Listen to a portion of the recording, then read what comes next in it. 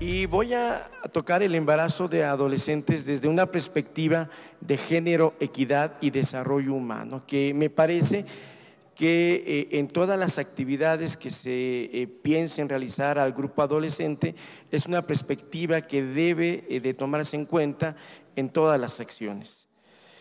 Y bien, miren, esto es una frase ya de hace algún tiempo y que denota que el embarazo de adolescentes no es un problema actual, sino es un problema que ya tiene bastantito tiempo que está en la atención de los adultos. Mira que el mundo ya tiene estilo de engendrar y multiplicar, y para esta generación y multiplicación ordenó Dios que una mujer usase de un varón y un varón de una mujer. Pero esto conviene se haga con templanza. No te arrojes a la mujer como el perro se arroja a lo que ha de comer, dándote a las mujeres antes de tiempo. Resiste hasta que ya seas hombre perfecto y recto. Mira que el maguey, si lo abren de pequeño para quitarle la miel, ni tiene sustancia ni da miel. Antes de que abran el maguey para sacarle la miel, lo dejan crecer y venir a su perfección, y entonces sacan la miel. Y esto lo escribió Fray Bernardino de Sahagún, de tal manera que esto nos denota la preocupación ya desde hace mucho tiempo de lo que es el embarazo de adolescentes. Pero también, si ustedes tienen ojos críticos, desde ese momento ya empezamos con una situación de género. Es el hombre el que elige en qué momento tomar a una mujer para poder tener relaciones y poder tener un hijo. Entonces, y esta situación de género se ha trasladado hasta nuestros días con diferentes manifestaciones.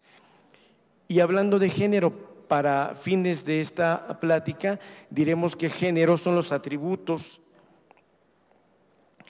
funciones y relaciones que trascienden lo biológico y lo reproductivo. O sea, no solamente se queda en si se es hombre o mujer desde el punto de vista gonadal, endocrino, etcétera, y que construidos social y culturalmente son adjudicados a los sexos para justificar diferencias y relaciones de poder o presión entre los mismos. ¿Y quién es el género que en nuestra cultura occidental y mexicana tiene todavía el poder en las relaciones personales? Evidentemente que el hombre. Equidad es la condición que busca el respeto de los derechos de todas las personas, tomando en cuenta sus diferencias, contribuyendo a disminuir aquellas asociadas a abuso de poder que ocasionen daños y otorgando lo necesario para acceder a la plenitud y felicidad en condiciones dignas y de igualdad.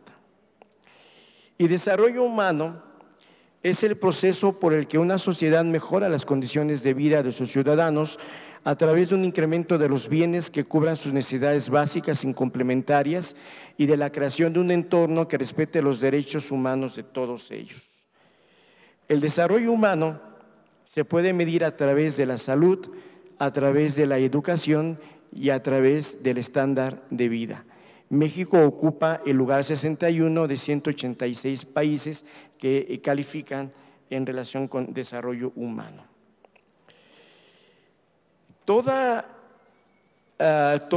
clínica de adolescentes tendría necesariamente que tener entre sus objetivos el desarrollo humano de los adolescentes, independientemente de la causa de consulta, independientemente de la orientación que tenga esa clínica, ya sea para enfermedades crónicas, ya sea para salud reproductiva, ya sea para adolescentes con discapacidad. Al final, todos deben tener como objetivo fundamental facilitar el desarrollo humano. Y entonces otro concepto que es importante que aprendamos es lo que llamamos masculinidad hegemónica, que es un estereotipo cultural que presenta a los hombres como activos, fuertes, capaces de trabajo físico arduo, productivos, competitivos y orientados a lo externo, que combaten en guerras y penetran el cuerpo de la mujer y que determina relaciones desiguales entre los géneros. Este es un patrón que se ha transmitido a través de los siglos en nuestra cultura. es gracias a los movimientos feministas de la última década del siglo pasado, de las últimas décadas del siglo pasado, y la continuación en búsqueda de la equidad actual, es que es más claro que este concepto se ve y se entiende que tiene una gran repercusión en la morbimortalidad del adolescente. Vean ustedes las principales causas de mortalidad del adolescente. En el hombre, accidentes, agresiones, suicidio. Y esto tiene que ver con el patrón de masculinidad hegemónica. Es el hombre el que tiene culturalmente que ser atrevido, que tiene que romper las normas, que tiene que mostrar su valor, porque es de esa manera que es reconocido por sus pares. ¿Y cuál es la morbimortalidad en el grupo adolescente de las mujeres? Pues tiene que ver con violencia familiar, con abuso sexual y violación, y con embarazo y aborto. De tal manera que este patrón cultural todavía se permea hasta la actualidad y matiza de alguna manera la morbimortalidad del grupo adolescente. Esa es una adolescente embarazada del Hospital Materno-Infantil de Inguarán cuando tenía 12 años de edad. Y bueno, en el embarazo de adolescentes hay que recordar que cuando fueron desalojados del paraíso, Adán y Eva se fueron al África, no a París, por si había alguna duda, ¿verdad? Para que se aclare. Específicamente del embarazo. El embarazo en adolescentes en Holanda, esto es únicamente para comparar las tasas, es de 4 embarazos por cada 1000 adolescentes. Sin embargo, en nuestro país es de 57 embarazos por cada 1000 adolescentes, lo cual representa en nuestro país alrededor de 450,000 embarazos al año en menores de 19 años. Y lógicamente la diferencia entre Holanda y México es la educación. La educación en general y fundamentalmente la educación sexual, la cual es impartida desde etapas tempranas del desarrollo.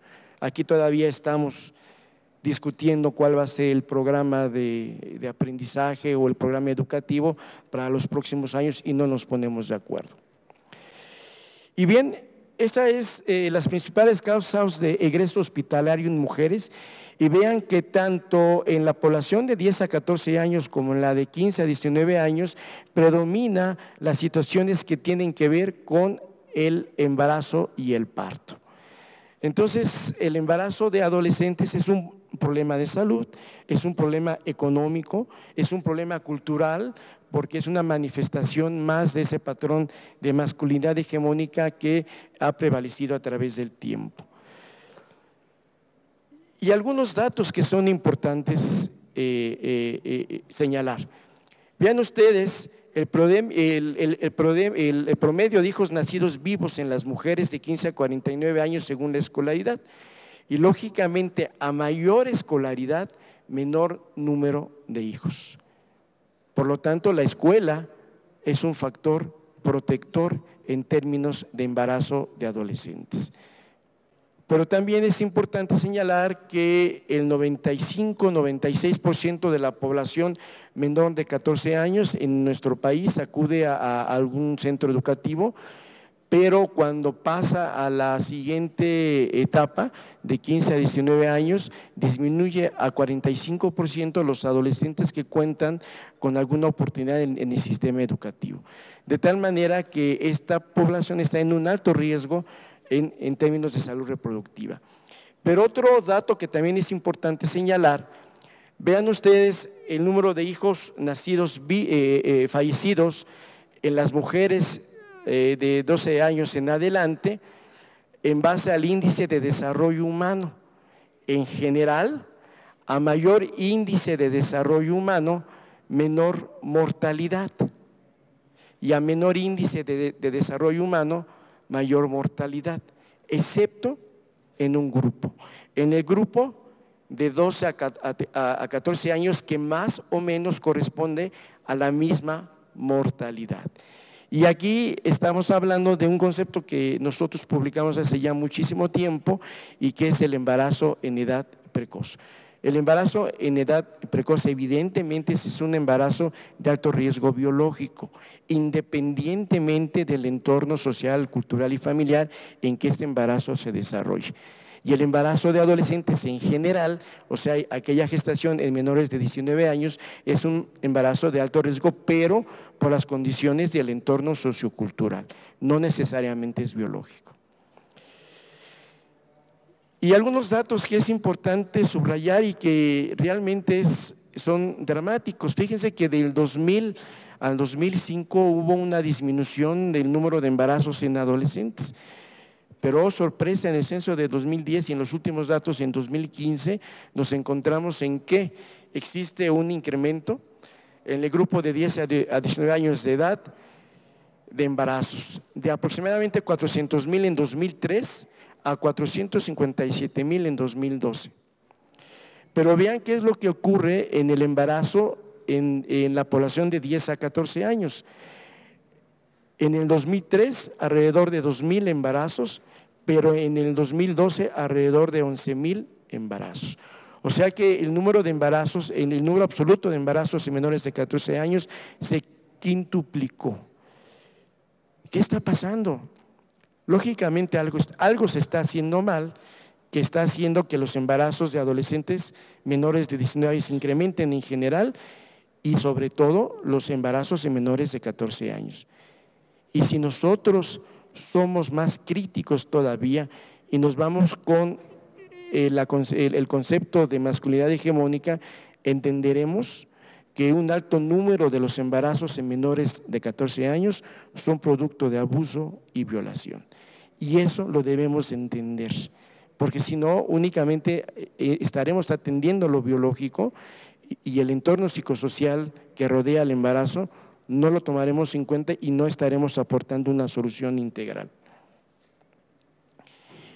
Mortalidad materna en el grupo de 10 a 14 años, miren ustedes que es de casi 60 por 100,000 nacidos vivos, en comparación con la mortalidad materna de 15 a 19 años, que es de 33 y que es muy similar a la población adulta. De tal manera que los embarazos en menores de 14 años, aparte de haberse quintuplicado en los últimos años, también es un factor de riesgo para mortalidad materna de manera muy importante. Y bueno, aquí hay que subrayar algunas cosas que me parece que son fundamentales.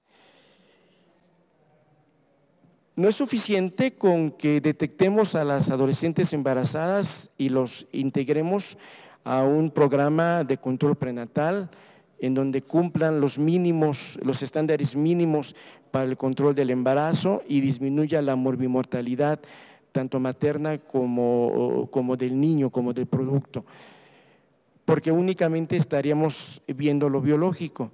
Tenemos que realizar programas que abarquen otras cosas más.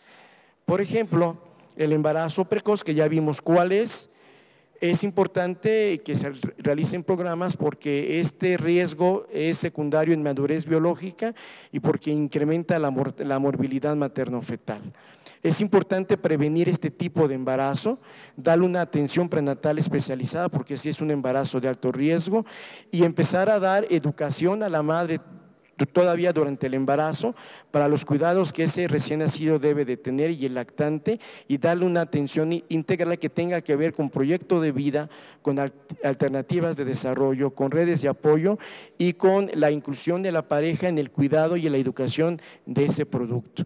Ustedes deben de saber que el 75% de las mamás adolescentes que son atendidas en instituciones públicas en el momento del control prenatal y el parto tienen pareja, pero al año de edad de su bebé se invierte esa proporción, el 75% de ellas son solteras o divorciadas. Algo pasa en ese primer año de vida de ese bebé, que el varón abandona a la pareja y no se hace responsable o no contribuye al cuidado de ese bebé. Y el embarazo de adolescentes pues es un embarazo con problema porque fundamentalmente las complicaciones son por falta de control prenatal en comparación con el embarazo precoz que es por inmadurez biológica, y esta falta de control prenatal pues incrementa la morbilidad materno-fetal. Aquí en este caso hay que tener mayor cobertura de adolescentes embarazadas en las instituciones de salud, darle la misma educación de cuidados de recién nacido y de lactante y darle una atención integral que tenga que ver con estos 4 puntos que son fundamentales. Estas son algunas adolescentes que cruzaron por el Hospital Materno Infantil de Inguarán hace algún tiempo.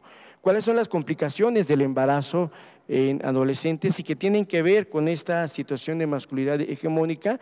Pues divorcios, mayor índice de divorcios de unión libre en las mujeres madres adolescentes, madres solteras. El embarazo interrumpe en caso de que estuviese estudiando, que continúe la escolaridad. Limita el desarrollo social, disminuye la perspectiva económica de esa madre y es más frecuente que se presente violencia sexual. ¿Cuáles son los problemas de salud del hijo de la madre con embarazo en edad precoz? Parto prematuro, bajo peso al nacer, malformaciones congénitas, desnutrición adquirida porque la madre no sabe cuáles son los cuidados mínimos que debe de dar a ese bebé e incremento de la mortalidad perinatal e infantil. Los problemas de la mujer en caso de un embarazo en edad precoz pues tienen que ver con incremento de la mortalidad materna, ya lo vimos, con mayor número de toxemia y gravedad de la misma, embarazos ectópicos, distocias, cesáreas, lesiones perineales, anemia y desnutrición y endometritis. Y a largo plazo, esos hijos de madres adolescentes que pasan la barrera de los 2 años tienen mayor riesgo de crecimiento deficiente, retraso en pruebas psicológicas, mayor número de problemas emocionales, experiencias sexuales tempranas, como ese patrón sexual se va transmitiendo a través del tiempo. Para muchos autores el embarazo de adolescentes no es más que un eslabón de la cadena de pobreza. Mayor riesgo de abuso de drogas, fracaso escolar, riesgo de maltrato y mayor riesgo de violencia sexual. Como que esos patrones donde la madre estuvo inmersa se vuelven a repetir a través del tiempo si no hay una intervención integral. Esas son algunas de las madres adolescentes ya con sus bebés en un programa de atención integral que no solamente era el control prenatal, era el seguimiento del hijo en los primeros 2 años de la vida, hasta embarazos gemelares tuvieron las madres adolescentes. Y aquí ya con algunas complicaciones, por ejemplo, esta adolescente de 13 años con evidente talla baja y lógicamente su producto fue obtenido por cesárea. También de 13 años, en donde el bebé es obtenido por cesárea, pero se acuerdan que del 10 al 15% de los embarazos en edad precoz, o sea, en menores de 14 años, se acompañan de malformaciones congénitas. Entonces verán ustedes que aquí presenta focomelia, malformaciones orofaciales. En los extremos de la vida reproductiva, madres con embarazo en edad precoz o madres añosas, mayor porcentaje de niños con genopatías. Este es un síndrome de Down que no solamente ensombrece la situación en ese momento de la madre, sino que esto se prolonga a través del tiempo porque los cuidados que requiere este bebé son cuidados especiales durante mucho tiempo, durante toda su vida prácticamente. También hay malformaciones que no se ven. Esta paciente tenía una coartación de la aorta que fue diagnosticada precozmente, que fue canalizada al Hospital Infantil de México, donde corroboraron el diagnóstico y nos la regresaron posteriormente para su crecimiento y desarrollo y lógicamente su crecimiento era normal. Esta también es una malformación que, bueno, es un síndrome feto-alcohol. La madre adolescente tenía 14 años, hacía uso de alcohol, hacía uso de drogas. El paciente nació con una cardiopatía, con una CIB en queso gruyere. También fue atendido en el Hospital Infantil de México de su cardiopatía y nos lo regresaron, pero ya desde el punto de vista sociofamiliar fue irrecuperable. Quien lo llevaba a la consulta era la abuela. La madre lo dejó a cuidado de la abuela y aquí está ya más grandecito con un crecimiento normal. ¿Cuáles son los datos relevantes que tenemos que sacar de esta plática? Pues el primer dato, que hay hoy un incremento de embarazos en el grupo en general de adolescentes, pero fundamentalmente mayor en el grupo de 10 a 14 años. que existe la misma mortalidad perinatal en menores de 14 años independientemente del índice de desarrollo humano, que existe un incremento de la mortalidad materna en menores de 14 años que duplica casi la tasa de mortalidad en grupos de mayor edad, y que se debe de considerar que todo embarazo en menor de 14 años es producto de violencia sexual. Y bien, hay algunas controversias. Fíjense que el año pasado en una mesa de discusión nos platicaron que la Academia Mexicana de Pediatría, Americana de Pediatría, había aprobado promover la abstinencia como método anticonceptivo. Y a mí me saltó mucho esto porque finalmente parte de la plática anterior tiene que ver con derechos sexuales y reproductivos de los adolescentes, y con ese pensamiento que a veces es medio primitivo al considerar que los adolescentes no piensan, que no pueden tomar decisiones, y entonces tenemos que pensar por ellos, y como que aquí la fórmula es diferente. Debemos dar educación sexual, información científica para que ellos solos tomen sus propias decisiones. De tal manera que una de las controversias es, efectivamente tenemos que promover la abstinencia, o lo que tenemos que hacer son estrategias para postergar la edad del primer hijo, que no es lo mismo. ¿Sí? Los adolescentes, al igual que los adultos, tienen derechos sexuales y tienen todo el derecho de ejercer su sexualidad de manera plena, pero aquí la palabra es responsable, y esa responsabilidad se adquiere a través de la educación sexual. La otra situación que es importante es que la exploración ginecológica, ¿a qué edad debe de iniciarse?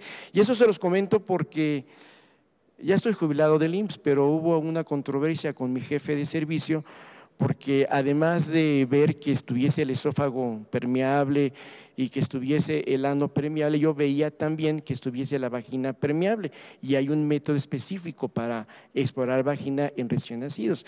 Es importante diagnosticar ateresias vaginales desde etapas tempranas del desarrollo, porque finalmente están asociadas con malformaciones urogenitales y se pueden programar cirugías desde etapas tempranas del desarrollo.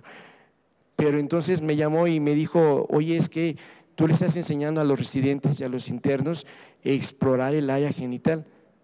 Yo me quedé de así, dije, ¿qué no se debe de hacer? ¿Qué no se puede hacer? Pues no hubo fundamento científico que me rebatiera el por qué no, y yo le llevé la bibliografía del por qué sí. De todas maneras, es importante que nosotros como pediatras, y si estamos en un servicio de neonatología, exploremos genitales con el fin de descartar malformaciones urogenitales.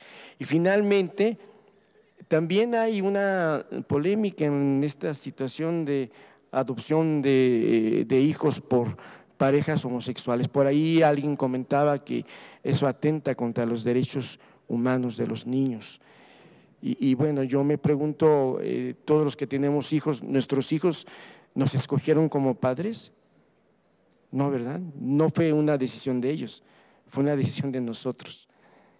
Y lo mismo las parejas heterosexuales pueden decidir, en un momento, homosexuales pueden decidir tener un hijo, y hay elementos biográficos que fundamentan que cuando un hijo se desea en ese tipo de parejas y se hacen todos los requerimientos, parece ser que el entorno familiar es más favorecedor que en parejas heterosexuales donde el hijo fue una sorpresa. Entonces, habría que documentar más, habría que tener mayor información para hacer alguna mesa de discusión que nos dé más luz sobre estas controversias. Embarazo o aborto. Híjole, qué dilema, pero no, fíjense que no es un dilema, no debería ser un dilema del personal de salud, independientemente de su religión, de sus valores, no debería de ser dilema para el personal de salud, porque nosotros somos personal científico, nos debemos de dirigir por datos científicos, no por creencias religiosas ni por valores personales. Entonces, si la adolescente decide continuar con el embarazo, hay que apoyarla, hay que acompañarla en ese proceso y brindarle las opciones que existen para que se acerquen los recursos, para que el embarazo se dé en condiciones lo más normal posible y que el crecimiento de ese bebé sea lo más sano posible hasta los 2 años de edad. Pero también al revés, si la adolescente desea abortar, también hay que acompañarla. La toma de decisiones no nos corresponde al personal de salud, les corresponde a ellos. Y es muy difícil tomar esa decisión, como para que todavía el personal de salud les pongamos obstáculos. Al contrario, tenemos que acompañar esa decisión, sea la una o sea la otra, independientemente de nuestra posición personal. Para tomar esta decisión es importante que el personal esté capacitado, que sea sensible, que tenga ética profesional, que no confunda sus valores con los valores del paciente, que la consejería sea basada en evidencia científica y evitar juzgar, pero sobre todo darle el acompañamiento que esa paciente amerita. Qué fortuna posee aquel que puede juntarse con otros que tienen ideas diferentes y aún así los respeta como personas y los abraza como hermanos. En este suelo habitan las estrellas, en este cielo canta el agua de la imaginación. Más allá de las nubes que surgen de esta agua y de estos suelos, nos sueñan los antepasados. Su espíritu, dicen, es la luna llena, el silencio su corazón que late. Es del poeta mapuche Elicura Xilloaflaf. Los antepasados nos soñaron. Lo más seguro es que hayan soñado pesadillas por lo que está pasando en la actualidad, pero tenemos la capacidad de soñar un mundo mejor, un mundo más tolerable, un mundo más fundamentado en derechos humanos de todas y de todos. Muchas gracias.